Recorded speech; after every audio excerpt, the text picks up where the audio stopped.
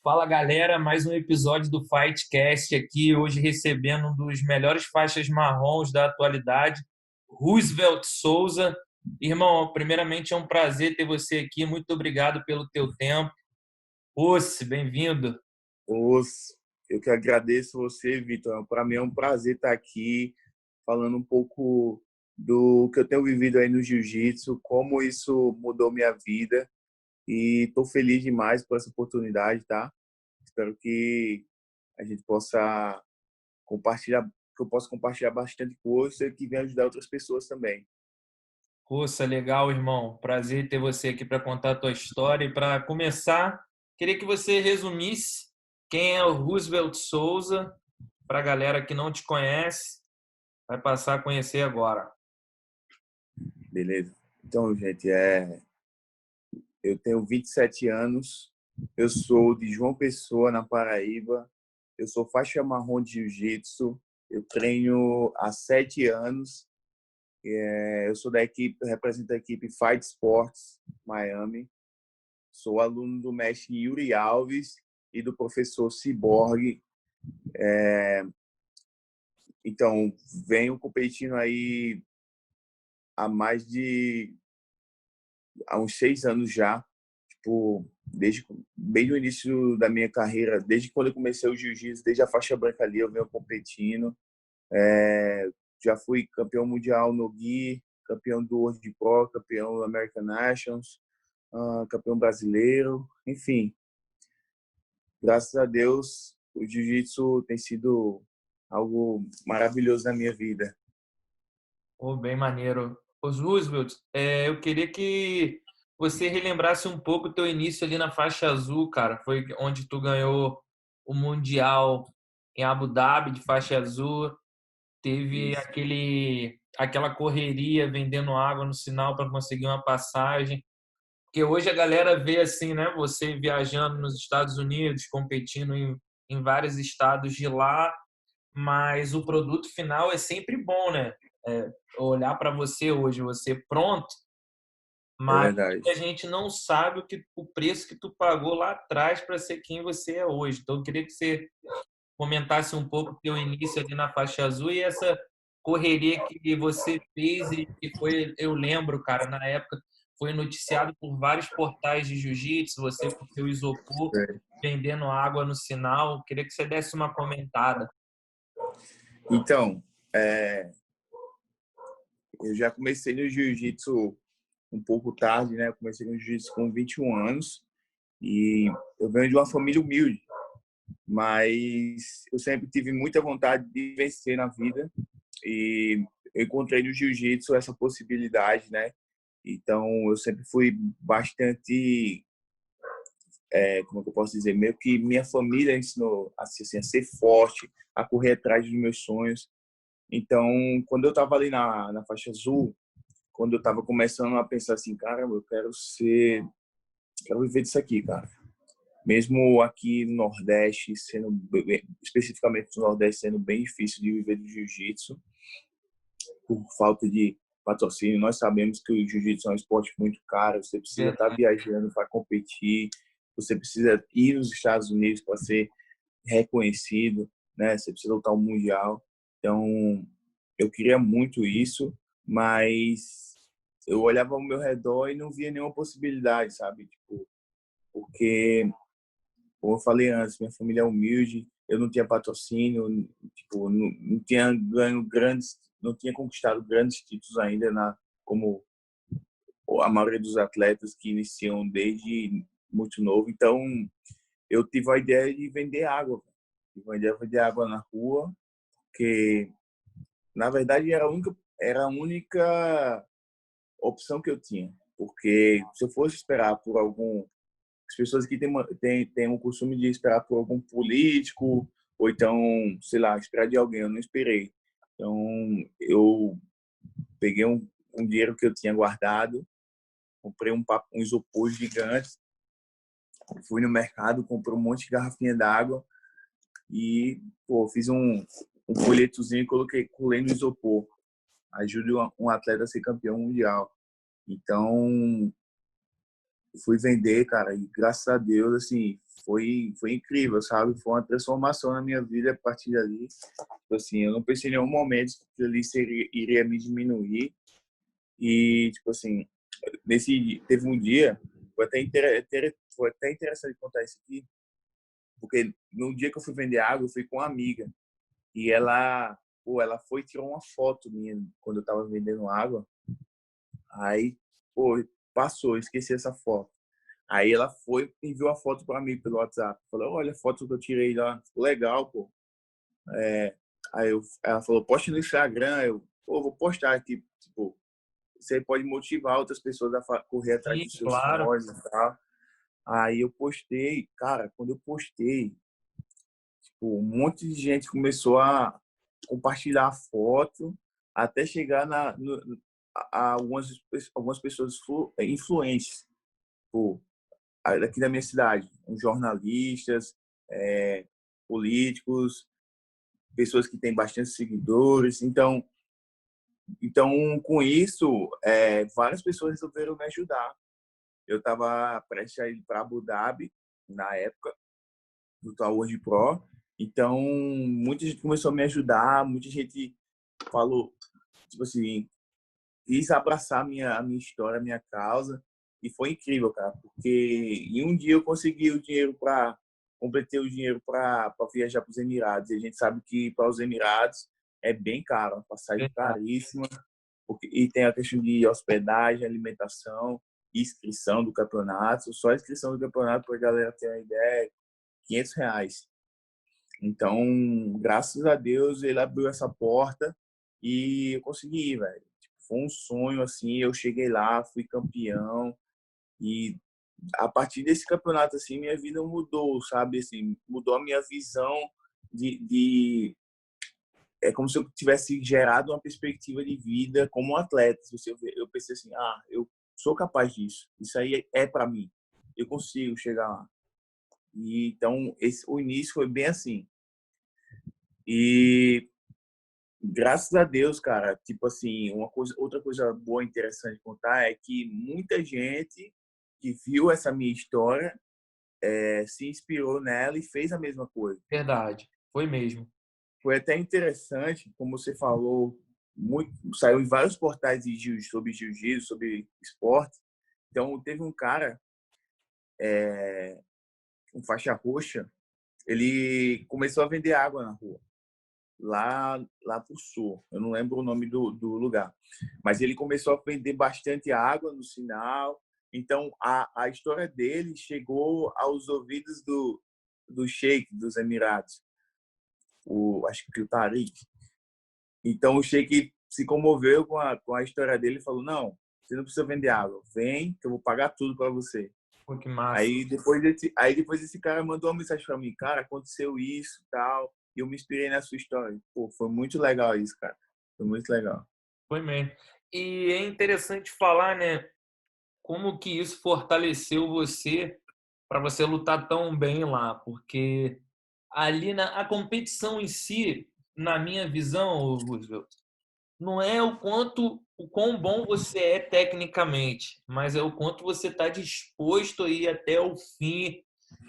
A tua disposição vai te levar. Então, acho que existem muitos fatores para você ser um campeão de jiu-jitsu, mas o principal delas para mim, eu estou dizendo para mim, não é 100% ser tecnicamente bom.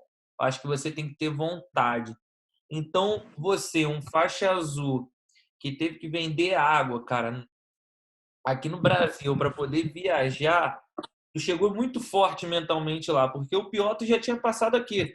Um cara, Exatamente. um cara segurar no teu kimono não era nada demais. Ali era hora de É, você se soltar, cara, ficar mais tranquilo, se divertir. Eu queria saber como que você ficou mentalmente para essa competição depois de tudo que você passou aqui no Brasil.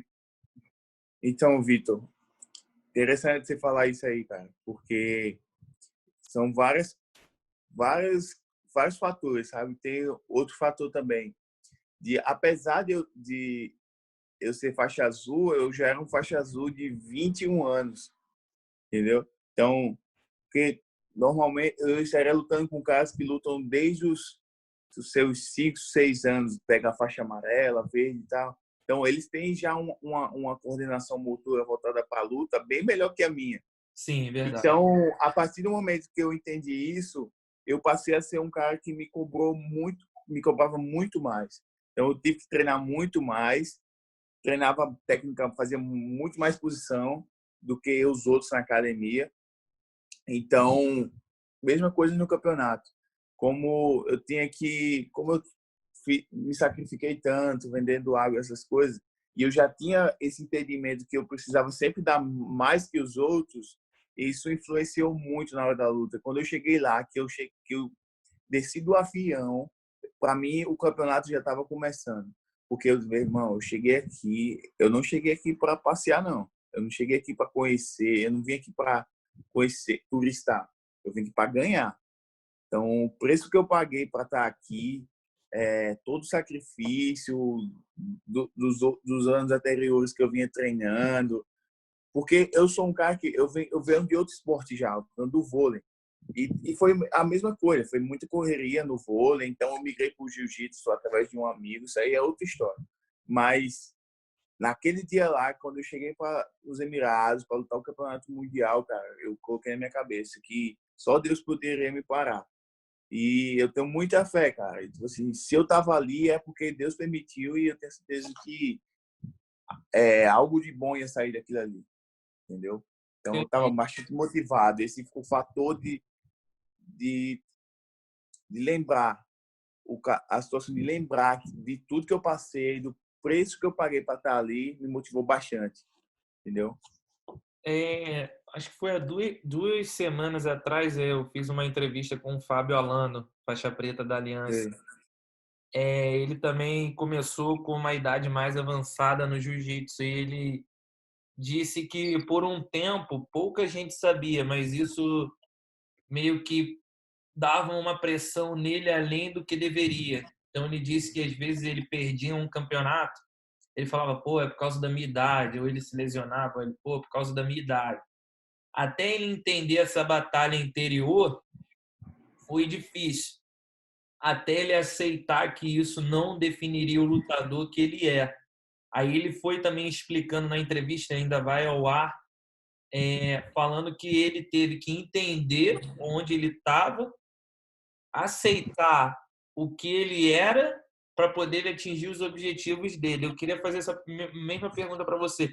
Isso, de alguma forma, nessa tua trajetória até hoje, a faixa marrom, às vezes dá uma pressão extra por causa de idade ou você já não liga mais para isso? Cara, tipo assim, no início eu meio que não, eu não diria que seria uma pressão para mim, mas tipo assim, eu tinha bastante dúvidas. Por quê? Porque assim quando eu era branca, desde quando eu era branca, eu escutava os caras falar no Cobrinha. E o Cobrinha, ele foi um cara que começou já com idade avançada e, pô, e ele é Verdade. quem é hoje, super campeão. Então, desde a branca eu fiquei sabendo disso. Então, eu me motivei com o Cobrinha. Mas mesmo assim eu pensava, caramba, mas será que, pô, Cobrinha é o Cobrinha, né? Eu sou eu. Então, ficava naquela. Mas quando as coisas foram acontecendo, eu fui ganhando os campeonatos, eu comecei a ganhar de uns caras mais duros, assim, tipo assim, eu fui e eu entendi, quando eu cheguei na faixa azul, que eu falei, como eu falei antes, eu entendi que eu precisava trabalhar mais do que os outros, isso aí já estava muito resolvido na minha cabeça, entendeu? Então, isso aí, ao invés de me prejudicar, me impulsionava mais, porque talvez me tirasse de uma zona de conforto, porque, sei lá, eu poderia achar que eu treinando o mesmo que os outros, estaria tudo bem, mas talvez não. Então, isso me impulsionou para frente, sabe? Isso me motivou, de certa forma. Entendi. Mas Perfeito a tua explicação. E agora falando ali do teu, tu ganhou o Mundial lá de azul, tu retornou para o Brasil. Foi no Brasil que tu ganhou foi. faixa roxa, que foi aqui? Isso. Eu voltei para o Brasil em 2017, já peguei minha faixa roxa e, pô, foi legal, assim. Mas, tipo assim, eu tomei meio que um choque, de realidade, porque pô, você faixa azul ainda meio que começando no esporte, aí você ganha um mundial, você acha que alguma coisa vai mudar na sua vida, tipo, agora eu Sim. vou ter patrocínio, agora eu não vou precisar pagar para campeonato, mas isso é uma ilusão, cara. Isso é uma ilusão muito grande, porque é aí que você percebe que, tipo, meu irmão, faixa azul tem que ralar muito ainda. E, pô, quando eu voltei pro Brasil, eu tomei aquele choque de realidade. Porque, tipo, depois do Mundial, eu passei um tempo treinando lá, eu achei legal, outro país, outra realidade, outro estilo de vida. Então, eu meio que, caramba, minha vida vai ser diferente agora. Então, foi totalmente o contrário. Eu tive que voltar e refazer tudo de novo, se eu quisesse ser campeão novamente. Então, foi meio que assim, entendeu? E aqui na faixa roxa, o que tu chegou a competir no Brasil? Como é que foi essa tua trajetória aqui? Porque eu quero fazer a tua linha do tempo, né? A gente já falou ali da faixa azul, da época Uhum. de água roxa. Quero Sim, saber, foi ali na faixa roxa que tu fez a tua primeira viagem para os Estados Unidos ou não? sim, foi.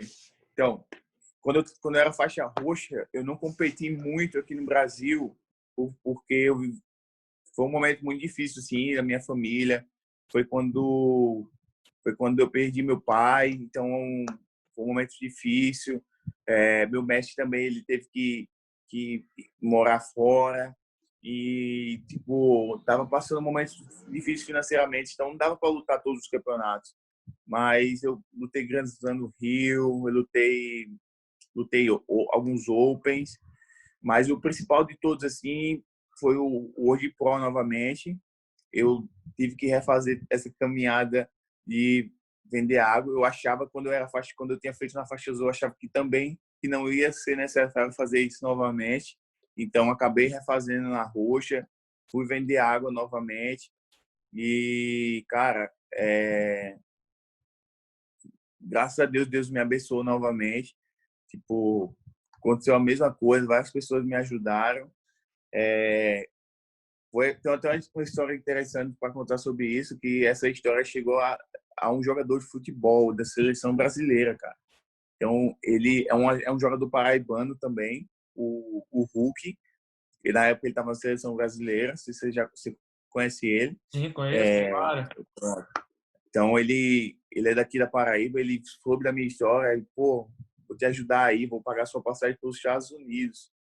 E eu já estava vendendo água e consegui comprar a passagem dos Estados Unidos e a dos Emirados Árabes. Então, eu consegui ir para os Emirados, cheguei lá, fui campeão novamente e na final peguei um cara, finalizei o cara, na semifinal, na verdade. Então, eu fui para os Estados Unidos e quando cheguei no Mundial, eu peguei esse mesmo cara na primeira luta. Foi uma luta duríssima, cara. Tava ganhando, aí o cara conseguiu. Tipo, eu cheguei nas costas do cara, ele saiu. Então, ele pegou minhas costas e me finalizou. Então, muito louco isso aí no jiu-jitsu. Também foi a minha primeira vez no Mundial. Teve aquela questão de você ficar Verdade. meio que impressionado um pouco assim com a pirâmide, né? Então foi triste ao mesmo tempo um aprendizado onde eu aprendi, sabe? De caramba, esse campeonato aqui é diferente, entendeu? Tem que estar sempre mais do que 100% para estar aqui. Tem que estar muito ligado que qualquer erro É. mundial já era. Uhum. E Roosevelt, falando ali, cara, desse tempo que você teve que voltar a vender água de novo. Jogando para Uhum. os dias atuais agora, que o mundo que o jiu-jitsu vive, hoje um faixa azul ganhar um mundial dá um destaque a ele 10 vezes maior do que se ele ganhasse um mundial na mesma faixa há 5 anos atrás. Então, jogando Com para o tempo certeza. que você era faixa azul, ali que você ganhou um mundial em Abu Dhabi, que é um Uhum. profissional que já pagava em dinheiro para o atleta, Isso. você não deixou, vamos dizer, o ego de você ser um campeão fazer que você não voltasse a beber, a vender água de novo. Então, Exato. eu queria saber assim, como é que foi essa decisão de você olhar para a medalha e olhar para a tua outra mão e saber que tu ainda não fazia dinheiro para o jiu-jitsu. Você em algum momento olhando a medalha em uma mão vazia, você pensou em parar ali? Falou, cara, vou ter que vender água de novo. Acabei de ser campeão mundial e vou ter que vender água de novo. Queria saber como é que foi assim teu pensamento, ou o teu propósito sempre foi maior do que a dor do processo. Eu queria saber como é que funcionou para você. Cara, na verdade, isso na roxa, eu consegui, tipo assim, meio que lidar bem com isso. Eu vim sentir isso na marrom. Eu vim sentir algo ruim na marrom, da transição da roxa para marrom. Mas falando desse momento da azul para roxa, é, cara, tipo assim, eu tava achando que algo ia mudar na minha vida depois do Mundial, mas não mudou. Então, naquele momento ali, cara, eu pensei, velho, se eu escolhi isso pra minha vida, não tem outra escolha. Eu tô aqui em João Pessoa, na Paraíba, eu não sou atleta de nenhuma grande equipe, a gente não tem nenhum prestígio aqui com jiu-jitsu, então, infelizmente, se eu só tenho esse caminho, eu tenho que correr esse caminho. Então, eu tive que refazer tudo de novo, sem ego, sem nada, né? Sem achar que porque eu tinha ganho um mundial, eu era alguma coisa no jiu-jitsu. Simplesmente eu refiz o caminho como se nunca tivesse feito antes, entendeu? Então, Entendi. eu nunca tive nenhum ego a respeito disso. E ali na tua primeira ida para o Mundial, tu acabou fazendo um treino lá na Gracie Barra. Eu lembro que vi umas fotos suas você treinando com o Barral. O que que tu lembra daquele... Não, aí já foi na segunda. Foi na Já foi na segunda. segunda de marrom. Consegui ir outra vez, que foi ano passado, já com a faixa marrom. Quando você treinou no Barral, tu já era atleta do Ciborgue ou ainda não? Não, ainda não, ainda não. Aí que nesse ponto aí que a gente vai tocar ali. O que que você lembra daquele dia lá na Gracie Barra, treinando com o Barral? Uma situação de jiu-jitsu que tu aprendeu ali que fez uma mudança fundamental na tua carreira, porque tu Barral 5 vezes campeão mundial, ganhou tudo que se possa imaginar no jiu-jitsu, tem uma história de superação. E como é que foi passar um tempo ali com ele? O que mais tu aprendeu que fez diferença na tua carreira? Cara, primeiro que, pô, tá treinando com o Barral, cara, foi um sonho realizado, assim, sabe? Porque o Barral é um cara extraordinário, um ídolo do jiu-jitsu, então eu tive a oportunidade de fazer o camp do Mundial da faixa marrom lá. Cara, e eu vinha de um período muito difícil, que é na minha marrom, na faixa marrom, no início da faixa marrom, que eu vinha perdendo vários campeonatos. Eu estava meio que desmotivado, porque pô, eu estava treinando aqui no João Pessoa ainda, estava muito difícil de conseguir um treino duro para que eu evoluísse, porque eu sou um atleta pesado. Então, eu precisava de um treino, no mínimo, de caras que têm o mesmo peso que eu. Então, eu estava meio que desmotivando, pensando em parar de treinar jiu-jitsu, quando surgiu a oportunidade de ir para o Barral. Então eu fui, então lá eu me encontrei novamente e o Barral me ajudou muito com a parte mental, assim, sabe? Tanto técnica quanto mental. Ele me fez reencontrar novamente meu jiu-jitsu. Ele mostrou que, tipo assim, um Roosevelt que eu não conhecia, sabe? Tipo assim, eu cheguei lá, apanhei pra caramba dele, dos alunos. Então, fui evoluindo aos poucos. É, mas a parte mental, assim, a parte da motivação que ele me deu, que eu venho carregando isso até hoje, e foi incrível, cara, porque depois dessa experiência eu voltei a ganhar campeonato, eu comecei a ter mais confiança no meu jiu-jitsu, porque o Barral, cara, ele é um cara extremamente experiente no esporte. Ele costuma falar assim, tudo que você me perguntar, eu já vou ter a resposta na ponta da língua. Porque qualquer coisa que você viver no jiu-jitsu hoje, eu já vivi 10 vezes, cara. E é verdade, tipo, a gente às vezes assim acabava o treino, ele conversava bastante e às vezes eu perguntava alguma coisa e ele contava uma história sobre a minha. Ele só não respondia, mas ele contava uma história de alguma coisa que ele fez quando ele viveu alguma coisa daquele jeito ou algo parecido. Então você faz, cara, eu sou quem, cara? Quem sou eu para estar reclamando ou então achar que está difícil ou não? entendeu? Coisas do tipo. Então, isso foi me motivando bastante, me fez crescer demais como atleta, foi uma experiência incrível. Ali, o período que eu passei treinando no Rômulo Barral. E teve alguma mensagem assim que ele conversou com você que tu levou assim para a vida, né? Assim, uma dica ou uma lição que ele te deu que tu falou assim, pô, isso aí faz diferença até hoje. Claro que pela você vendo ele ali treinar só pela prática do exemplo ali, isso já influenciou muito em você. Uhum. Uma dessas conversas assim, algo ficou marcado para você? Cara, ele falava bastante como ele lançou até a marca dele, né? O EVD Porrada. Ele falou, velho, o que vai fazer o atleta ser campeão é o trabalho duro, entendeu? Ele falava bastante sobre o trabalho duro, que, tipo assim, independente de você ser talentoso ou não, você tem que trabalhar duro todos os dias. É algo que ficou bem marcado assim na minha mente. E ele não só falava isso, como ele mostrava, sabe? O cara, tipo assim, ele nem precisava mais lutar para mostrar nada para ninguém, mas ele continua lá todos os dias treinando pra caramba, ainda buscando evoluir, sabe? Verdade. E foi dali daquela ida para o Rômulo Barral, tu foi lutar o Mundial sem kimono já? Não. Então, quando eu estava treinando lá no Barral, aí eu estava fazendo camp para o Mundial 2019, faixa marrom. Então, eu fui, lutei o Mundial e eu já conheci o Cyborg, já conheci ele desde a faixa roxa, tal, a gente se falava assim pelas redes sociais. Então, quando eu vim para cá para os Estados Unidos, ele tinha feito um convite antes do Romulo para passar um tempo treinando lá, mas pô, como eu já estava tudo certo para ir pro Romulo, então isso passou.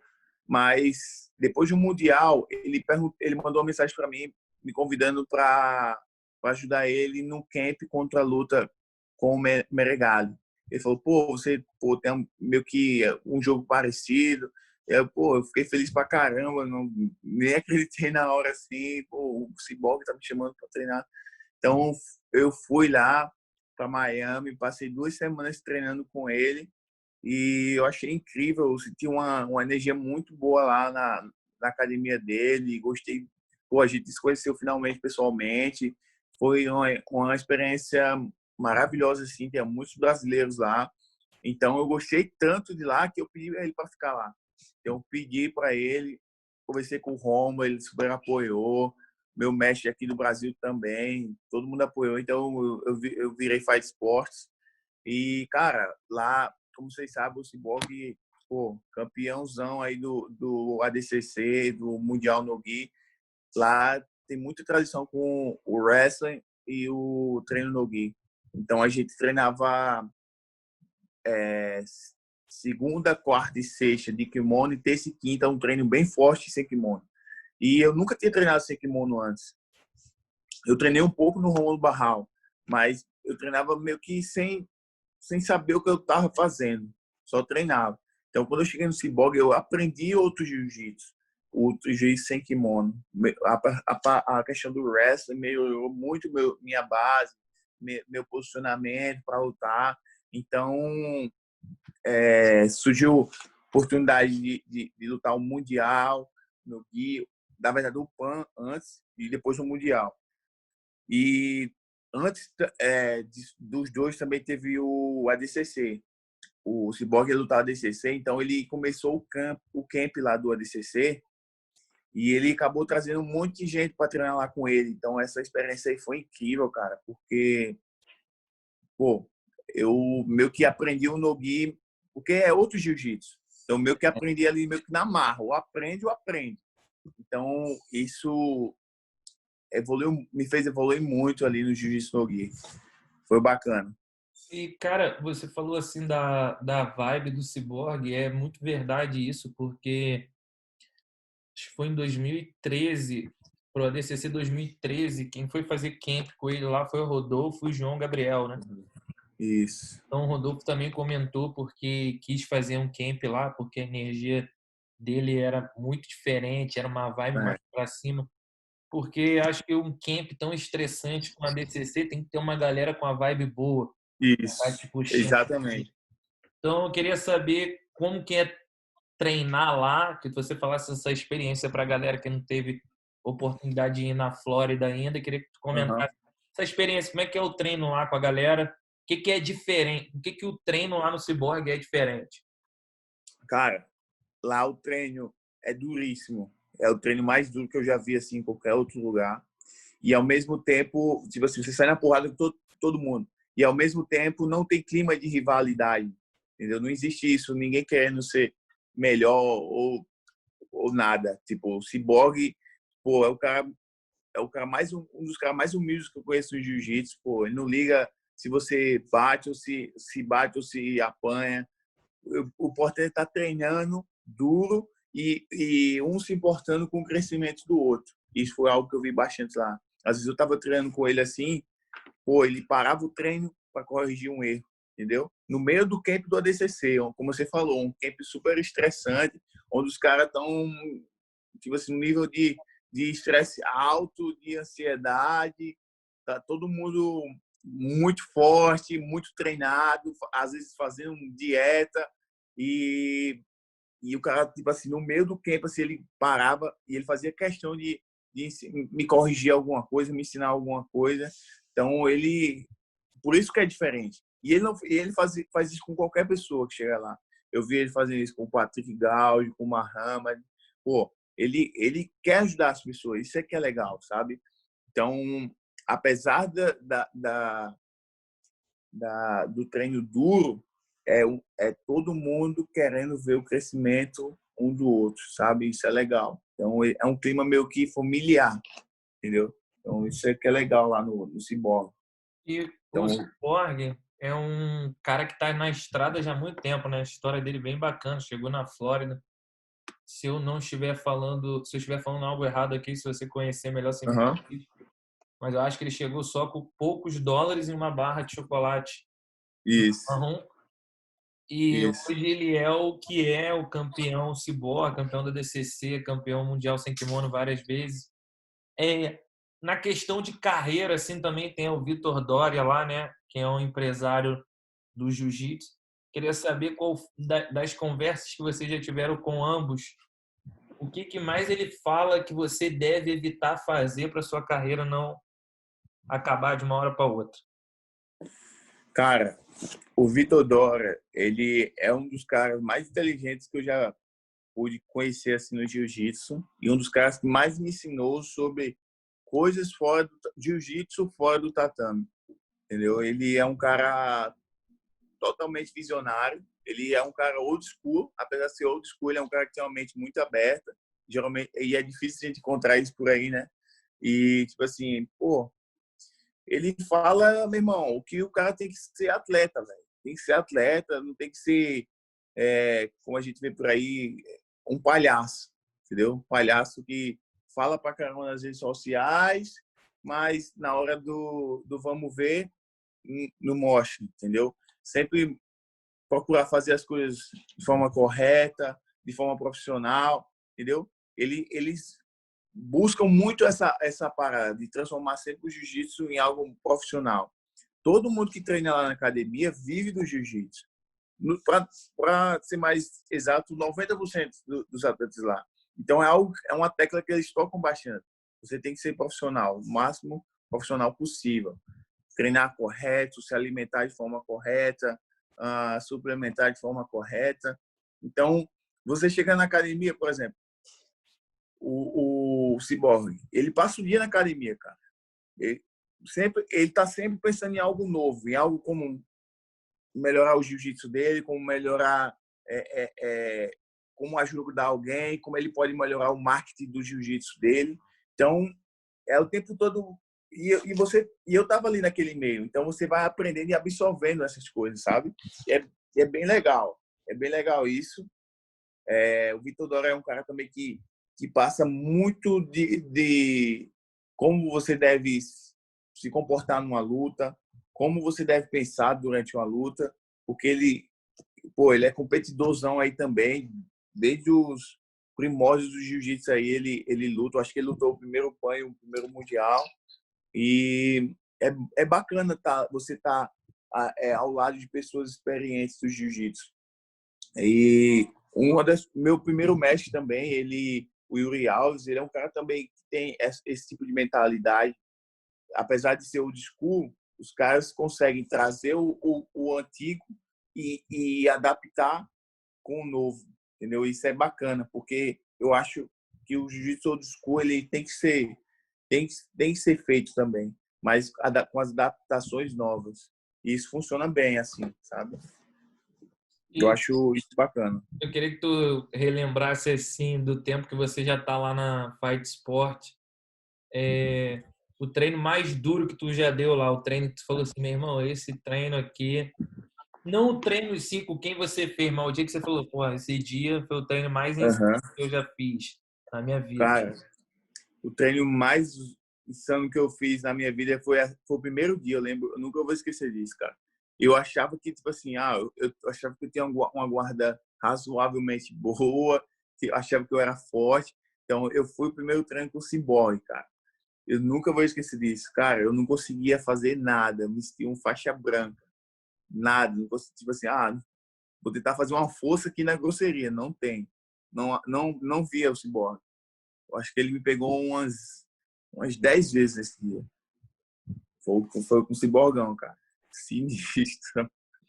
E agora voltando a falar da carreira, tu ficou realmente mais conhecido após o Mundial do ano passado, em que você foi campeão, pegou a medalha de prata no absoluto, se eu não me engano, foi medalha de prata? Foi, isso.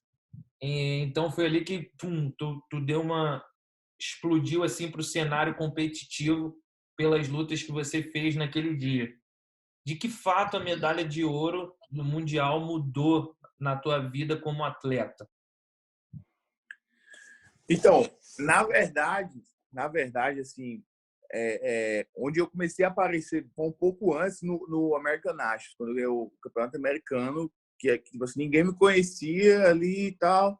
Então, a galera começou a me ver. Quando eu ganhei o peso absoluto lá, que eu ganhei até do Roberto Gimenez. Mas quando eu cheguei no Mundial, realmente, tipo assim, cresceu muito mais essa visibilidade. Mas, pô, Mundial é Mundial, né, cara? Não importa se é kimono, de kimono, Mundial é o ponto que você ganha a medalha que tem o nome Mundial. Todo mundo. Você chega na academia e a galera fala, pô, campeão mundial. Entendeu? É diferente. Então as Verdade. pessoas se tratam de forma diferente. Você é visto de uma forma diferente quando você é campeão mundial. Entendeu? Então, e eu foi algo, tipo assim, falando algo particular assim, foi uma realização muito grande. Entendeu? Porque, tipo, eu venho trabalhando a minha vida toda para esse título, entendeu? Então, foi bastante, como é que eu posso dizer? Tipo assim, mudou completamente a minha vida assim na faixa marrom ali, entendeu? Fez valer todo o trabalho que a gente vinha fazendo, mas o reconhecimento das pessoas realmente, como eu te falei, mundial, mundial. E recentemente você acabou de fechar um patrocínio por causa das tuas conquistas. Eu queria que tu esse espaço também para tu falar da marca que já está te apoiando, como é que foi esse contato que ele veio até você. Porque Então, a galera imagina muito assim, eu vou ganhar um mundial e em seguida já vou ter um patrocinador. Mas na prática, uhum, a gente que vive isso de perto sabe que não é bem assim, né? exatamente, não é bem assim. Apesar, por exemplo, a marca é essa aqui, a Break New Ground, é uma marca americana lá de San Diego, na Califórnia. Então, eu conheci o Luiz lá no Mundial, quando eu era Mundial 2018, acho que foi 2018, através de um amigo meu apresentou ele. E então a gente teve uma conversa rápida e ele estava conversando com a marca e tal. E ele passou. Mas a gente foi apresentado e a gente começou a se seguir nas redes sociais. E então a gente não se falou mais, então lutei alguns campeonatos, comecei a ganhar bastante campeonatos nos Estados Unidos, praticamente todos os campeonatos que eu lutei eu ganhei, e isso foi me dando visibilidade por, no ranking também, fui começando a subir no ranking, então isso me deu visibilidade, então uma marca veio até mim e a gente começou a trabalhar junto, uma marca que era a VHTS, lá de Nova York. Então, a gente trabalhou durante um ano. Então, veio o Mundial, eu ganhei o Mundial, ainda estava de VHTS, só que eu acabou o início, surgindo a pandemia, eu tive que voltar para o Brasil e, nesse período, meio que acabou meu contrato. Então, automaticamente, o Luiz veio falar comigo da Breaking Ground e perguntou: vi que você não postou mais nada da VHTS e tal. Pois é, cara, o contrato acabou. Ele foi, então, vamos trabalhar junto. Então, é o seguinte, não é fácil você conseguir patrocínio, mas por quê? As pessoas acham que por você ganhar um ou dois campeonatos ali, às vezes, você ganhar um mundial ainda é difícil, cara. Mas eu acho que o segredo é uma constância. É você estar sempre ganhando, você estar sempre mostrando quem você é, entendeu? E a rede social é muito importante, né, Vitor? Tipo, se você está ali mostrando os seus resultados na sua rede social, isso aí vai ser atrativo para o empresário, entendeu? Ele não quer patrocinar um cara que ganha um campeonato e perde 10, entendeu? Ele quer um cara constante, ele quer patrocinar o campeão, entendeu? Então, foi meu isso que vem acontecendo na minha carreira. Acabei de fechar agora, em meio da pandemia, com a Breaking New Ground, a empresa americana. Fiquei bastante feliz, porque apesar das academias estarem fechadas, não tendo campeonato, o, eu me senti valorizado pelo, pelo empresário e, graças a Deus, deu certo. Mas uma dica que eu quero deixar para a galera que está começando é isso, né? É constância, está sempre ganhando campeonato, porque eu acredito que o campeonato é seu currículo. Imagina que o cara da empresa, da marca de kimono é seu patrão e você está mostrando ali o seu currículo para ele, entendeu? Então, é isso, não é fácil. Tem que estar lutando sempre. E campeonatos importantes, de uma federação importante, como a IBJJF, o UAE, entendeu? Não é, não é só o campeonato de bairro, como a gente costuma falar, né? Verdade. Porque tá sempre representando sua bandeira da melhor forma, E, entendeu? Roosevelt, e hoje você, depois das tuas conquistas no faixa marrom, tu figura no primeiro do ranking ali entre os faixas marrons. E essa pergunta não deveria estar fazendo diretamente a você, mas sim pelo o seu professor. Mas como a gente está numa conversa franca aqui, bem solta, eu queria saber se tu já pensa na faixa preta, apesar de tu estar ainda de marrons, Aham, provavelmente não teve mundial esse ano, aham. não vai ter mais. Tu chega realmente a pensar em ganhar faixa preta esse ano? Não passa isso pela tua cabeça? Cara, eu tô na faixa marrom há 2 anos já. E, tipo assim, a faixa preta é um sonho para mim. Tipo, desde quando eu comecei a treinar, eu já pensava na faixa preta, porque é onde tudo acontece, né? Tipo, todo mundo fala isso. Todos os caras que já estão faixa preta falam, é onde as coisas acontecem na vida de quem luta, de quem vive de campeonato, né? Então, cara, eu já me vejo com a faixa preta, sinceramente falando, assim, se o meu mestre falar hoje que eu vou ganhar a faixa preta, vou ficar muito feliz e já vou querer lutar, sabe? Porque eu quero muito isso, é como se eu tivesse concluindo minha faculdade, eu tô louco para concluir minha faculdade, eu tô louco para estrear na faixa preta, mostrar meu trabalho, lutar com os melhores, sabe? Eu amo lutar e eu sou movido a desafios.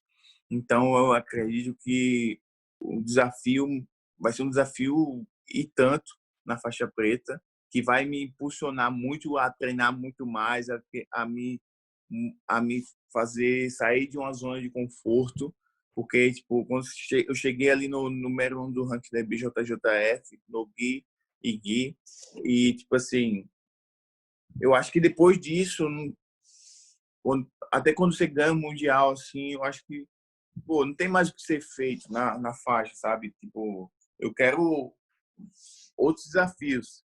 Então, eu me sinto pronto, não quero falar isso aqui de forma arrogante, por isso que eu estou explicando bem, mas é, eu, eu quero muito receber minha faixa preta e começar logo a trabalhar a faixa preta. É isso.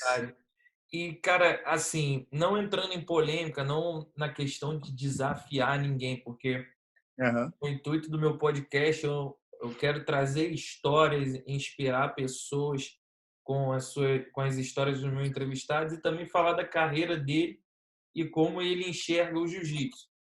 Então, ainda falando de carreira e competição, quem hoje, né, falando no momento que a gente vive hoje, de pandemia, não sabe quando realmente volta os campeonatos normais, agora só se fala em GP, luta casada.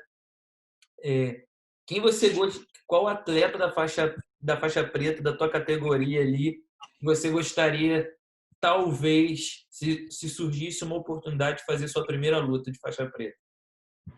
Cara, hoje eu luto na categoria pesadíssimo e eu nunca vi uma categoria pesadíssima para ter tantos nomes, grandes nomes como hoje. Apesar do Bochecha acabar de anunciar que vai para o MMA, ainda existem grandes atletas, mas um cara que eu queria lutar, que eu queria muito lutar assim, era o Vitor Hugo, porque já lutei bastante com ele na faixa azul, e eu nunca consegui ganhar dele. Entendeu? Já perdi por uma vantagem e tal.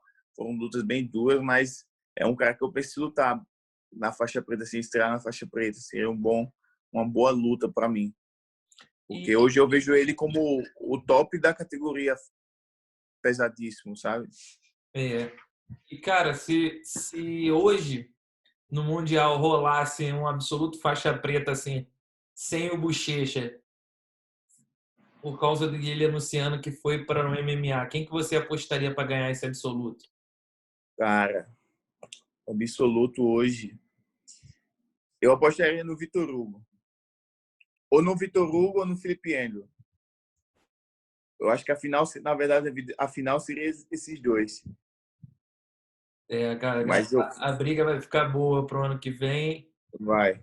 Então, também posso fazer uma aposta aí. Acho que se o Vitor Honório também vem forte, cara, eu confio nele, assim, O Vitor Honório, cara. no jiu-jitsu dele, quando realmente ele está focado, vivendo só para o jiu-jitsu. Ele é um atleta muito, muito, muito sinistro, porque todos esses caras que estão em alta aí hoje, o Vitor Honório já ganhou da maioria. Já ganhou. Então, assim, Verdade. Vitor Honório e o Meregali, assim, são dois nomes que eu acho que possam provavelmente um dia fazer a final de absoluto. E aí, quem irá vencer, eu deixo para ver no dia se acontecer. E Verdade. voltando a falar assim de competição com você, Roosevelt, você teve duas lutas marcantes com o Roberto Gimenez, né? Que foi quando você ganhou ele no Nacional Americano e foi quando ele Isso. venceu no Mundial sem kimono. Tá 1-1 para cada um? Isso. Tu Na, pensa... na verdade, tá 2-1 para ele. Porque eu perdi para ele sem kimono de novo no Pan-Americano. Lutar com esse cara sem kimono é horrível, velho. Porque se você errar uma vez, deixar ele com as costas, ele não vai parar mais. E é difícil sair das costas. Na minha opinião, ele é o cara que tem a melhor pegada de costas do mundo. Mas de kimono eu luto melhor, né? Kimono eu consigo lutar melhor. E tu pensa em fazer uma nova luta com ele? Penso, cara, penso. A gente até já treinou algumas vezes lá no Cyborg e tal, mas eu quero lutar novamente com ele. Tipo, quando eu lutei a primeira vez com ele, eu acho que ele não sabia quem eu era e tal.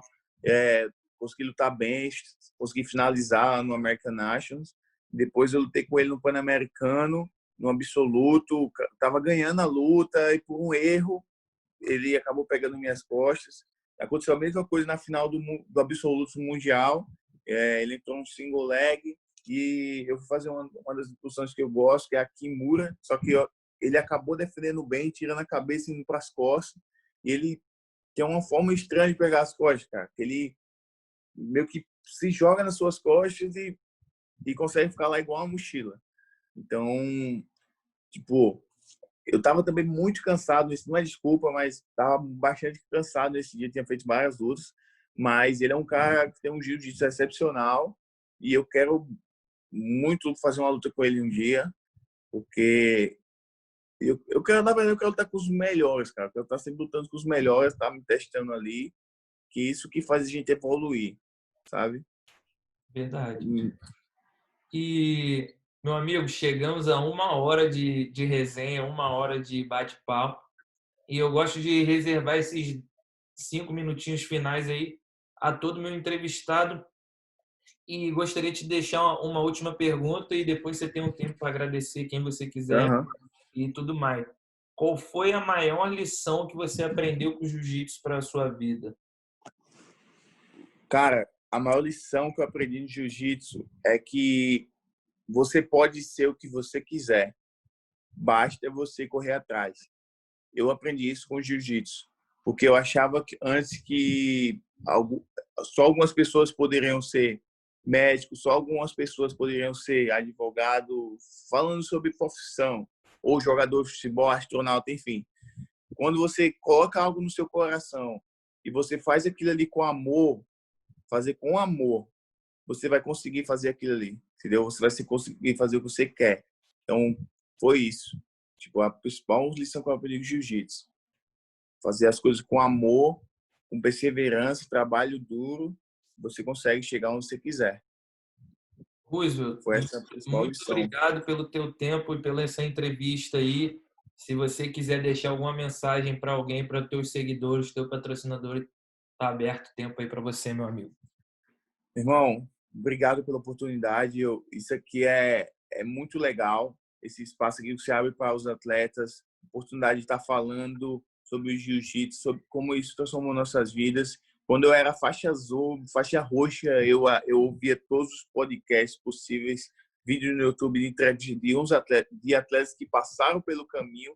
E isso é importante, porque um cara que está começando hoje, ele às vezes ele escuta uma opinião, uma pequena frase de um atleta que já viveu o que ele quer, o que ele sonha, e aquilo ali acaba motivando bastante, sabe? Então, muito obrigado pela oportunidade. Você é um cara que tem um trabalho incrível, que você faz os atletas ficarem mais conhecidos ainda. Eu tenho o maior prazer de trabalhar com você, ter a oportunidade de trabalhar com você. E, pô, conta sempre comigo aí. Eu quero agradecer a minha equipe Faz Esporte, agradecer ao professor Ciborgue, meu mestre Yuri Alves, minha esposa Babi. Beijo, amor, já estão aí. E valeu, Vitão. Muito obrigado, meu irmão. Valeu, Roosevelt. E para finalizar aqui, queria que você contasse essa experiência que é ter uma assessoria, que no caso eu faço para você na Fight Talk Comunicação. Queria que tu deixasse uma mensagem para a galera da luta aí, o quanto é importante Uhum. ter uma assessoria, o quanto é importante ter alguém para te assessorar e te mostrar um caminho bom a ser seguido. Cara, desde que comecei a trabalhar com você e eu pude entender a importância que é você ter um assessor. Por quê? Você é um cara que é formado em mídias, em marketing, você estuda isso, você trabalha com isso. E eu trabalho com lutas. Apesar de eu saber algumas coisinhas ali, como postar alguma coisa no Instagram, como publicar, mas você é o cara que trabalha com isso. Então, quando você direciona essa parte do trabalho do marketing, que é super importante para o lutador, é onde você vende seu peixe para uma pessoa que sabe o que está fazendo, o resultado é completamente diferente e muito melhor e muito mais positivo. Então, eu começo a parar de preocupar com isso, vou me preocupar só com o meu treino, vou treinar e lutar. E a parte do marketing fica para um cara que é especialista. Então, eu acho que todo atleta deveria fazer isso, e investir nessa área, porque é importante.